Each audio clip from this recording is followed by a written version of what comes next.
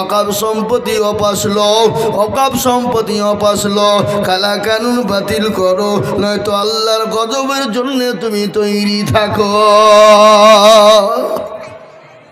নয়তো তুমি আল্লাহর গজবের জন্য তৈরি থাকো। কাবা শরীফকে ধ্বংস করতে চেয়েছিল আবরাহাকে, জোরে বলুন আবরাহা বাদশাহ। আল্লাহ বাবিল পাখি দ্বারায়, ছোট্ট ছোট্ট পাখি দ্বারায় আপনার ওই আবরাহাকে ধ্বংস করে দিয়েছিল। আল্লাহর মসজিদের সঙ্গে যুদ্ধ ঘোষণা করেছো, ইসলামের সঙ্গে যুদ্ধ ঘোষণা করেছো, আল্লাহর সঙ্গে যুদ্ধ ঘোষণা করেছো, তোমাকে নমরুদের মতো মরতে হবে। তৈরি থাকো, নয়তো মুসলমানদের সম্পদকে ফিরিয়ে দাও, ওয়াকফ সম্পত্তি ফিরিয়ে দাও। মুসলমানদের যে মেরুদণ্ড যেটা আছে সেটাকে ভেঙে ফেলা দেওয়ার জন্য আপনার উঠে পড়ে লেগেছে এবং অলরেডি কেড়ে নিয়েছে। আল্লাহর নামে উৎসর্গ করা জমি আমাদের পূর্বপুরুষরা দিয়ে গেছেন। 500 বছর, 300 বছর, 600 বছর, 900 বছর, 200 বছর আগের জমি, সেই জমিকে আজকে তারা নিজের কবজায় করে জোর জবরদস্তি করে তারা ছিনিয়ে নিতে চাইছে। আজকে গোটা ভারতবর্ষ উত্তাল, এত অনেক হিন্দু ভাইয়েরা, অনেক মুসলমান, হিন্দু মুসলমান যৌথভাবে একসঙ্গে আন্দোলন করে হিন্দু ভাইয়েরাও বলছে মুসলমানদের ওয়াকফ সম্পত্তি ফিরিয়ে দিতে হবে। অনেক হিন্দু ভাইয়েরা আমাদের সঙ্গে সাথ দিয়ে বলেছে মুসলমানদের ওয়াকফ সম্পত্তি ফিরিয়ে দিতে হবে, নয়তো গোটা রাজপথ আমরা বন্ধ করে দিব। অলরেডি শুরু হয়ে গেছে। কোথায় আছেন আপনারা? এ জাতি জালসার নাম দিয়ে বাজার দেয়, এই জাতি জালসার নাম করে মেলা দেয়, এই জাতি জালসার নাম করে বাজার দিয়ে বাজারের ছেলে মেয়েদেরকে হুলিয়ে দেয়। এই জাতির জায়গা কোথায় হবে? কাকে আপনি বলবেন? কাকে ফতোয়া জারি করবেন আপনি? এগুলা হলো কমিটির দোষ। কার দোষ? জোরে বলুন। কমিটির দোষ। কমিটির মধ্যে 2 রকমের কমিটি থাকে। এক কমিটি হলো জালসার পক্ষে, আর আরেক কমিটি আছে জালসারও পক্ষে, মেলারও পক্ষে। আছে না নাই? এরা হলো হারামখোর, এদেরকে এই কমিটি থেকে ঘাট ধরে বের করে দিতে হবে। জালসায় কোনোদিন মেলা হয়? জালসায় কোনোদিন বাজার হয়? হ্যাঁ, বাজার তো সারা জীবন আছে। জালসার দিনে বাজার দিতে হবে না? এদেশের লোক খেতে পায় না? এদেশের লোক ওই ফুটপাতে বাজার খাওয়ার জন্য বসে থাকে? এটা হতে পারে না। আল্লাহ আমাদেরকে মাফ করুক, আল্লাহ আমাদেরকে ক্ষমা করুক। তাই এই মজলিস বড় দামি, এই মজলিস বড় দামি মজলিস বাবা। এই মজলিসের চতুর্দিককে ঘিরে নিয়ে দাঁড়িয়ে কারা? ফেরেশতারা। আছে না নাই? কথা বলেন। যখনই মজমা শেষ হয়ে যাবে ফেরেশতারা চলে যাবেন আল্লাহর ইলাহি দরবারে। আল্লাহ তো সব জানে না? জানে না? আপনাদের এই উদয়পুরে আজকে জালসা হচ্ছে, এটা মনে হয় আল্লাহর নখদর্পণে নেই নাকি? একটু কথা বলেন, তাহলে ভালো লাগবে। কথা আপনারা বলবেন না, আমি খালি একাই বলবো, তাহলে তো আমি এলে যাব। আপনারা একটু হুহা করবেন, তবে তো ভালো লাগবে। কোনো ছেলে যদি কোনো মেয়েকে বলে আমি তোমাকে কি ভালোবাসি গো, I love you, come here my dear, তোমার লিগে জান দিয়ে দিব, সব বুঝল, আর মেয়েটা কান পেতে চুপ করে শুনিয়ে চলে গেল, ভালোবাসা হবে? হবে?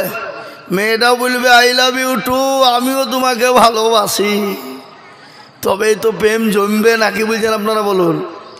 এক হাতে তো তালি বাজে না, দুটো যতক্ষণ লাগাবেন তখনই তালি বাজবে, বাজবে না?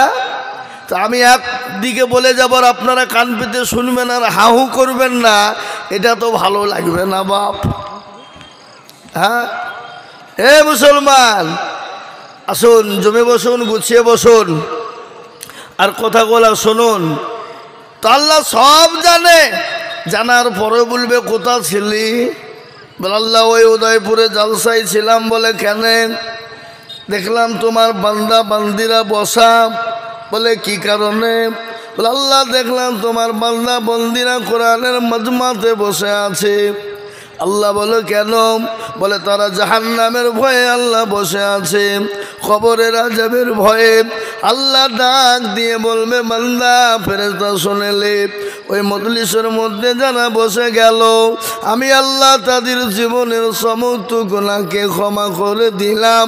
খালি ক্ষমাই নয়, আমি আল্লাহ তাদের জাহান্নামকে হারাম করে জান্নাতকে ওয়াজিব করে দিলাম।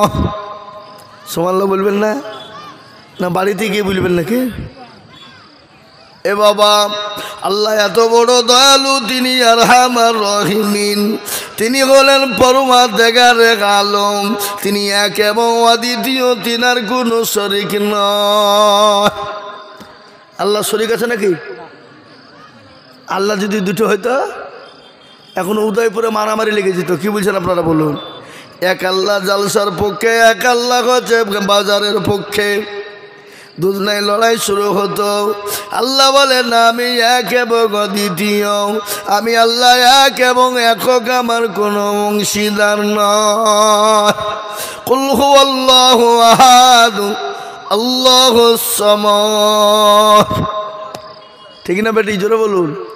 এ বাবা, আল্লাহ বলে বান্দা আমার মজলিসে বসে যাও, আমার কাছে তুমি কান্না করবে, চোখের পানিটুকুন ফেলে দিবে, আমি আল্লাহ তোমার জীবনে জিন্দেগির গুনাহকে ক্ষমা করব।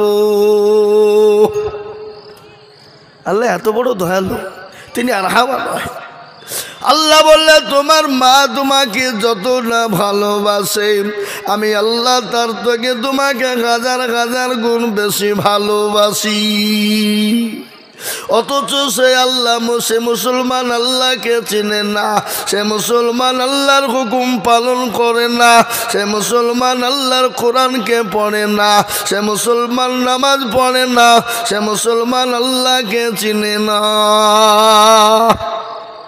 আছে না? না জোরে বলুন। আল্লাহ কোরআনে বললেন ওয়ামা খালাকুতুল জিন্না ওয়াল ইনসা ইল্লা লিয়াবুদুন। আল্লাহ বলেন বান্দারে আমি তোমাদেরকে তৈরি করলাম আমার ইবাদত করবা, আমার বন্দেগী করবা, আমার হুকুম মানবা, আমার আইন, আমার কানুন, আমার বিধানের ওপর চলবা, এই জন্য আমি আল্লাহ তোমাকে তৈরি করলাম। কি হলো?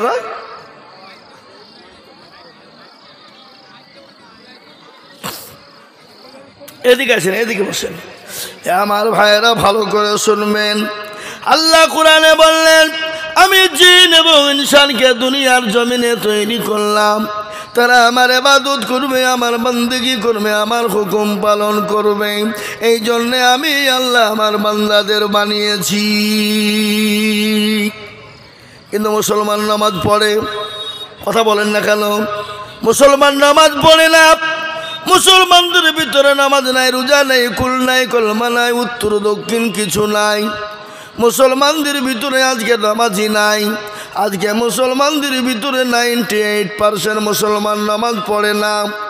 ক% পড়ে? 2%। 98% মুসলমান নামাজ পড়ে না, 2% মুসলমান নামাজ পড়ে।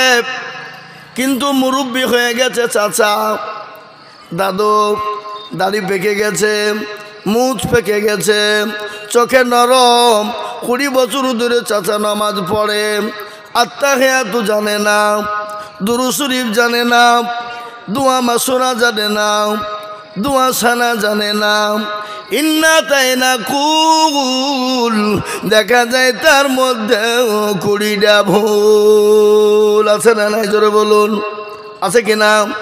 এরা নামাজ শিখেও না এবং শিখার জন্য তারা চেষ্টা করে না।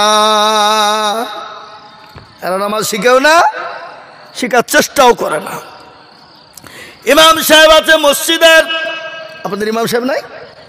ইমামকে বলে না হুজুর আপনি তো আমাদের ইমাম, আপনি তো ইমামতি করেন, আপনি আমাদেরকে নামাজটা ঠিক করে দেন, সূরা গালা ঠিক করে দেন, কোরআন না পড়িয়ে শিখিয়ে দেন। আত্তাহিয়াতু দুরূদ শরীফটা আমাদেরকে শিখিয়ে দেন। এরা জীবনও কিন্তু বলে না, ইমামকে বলে গো কেন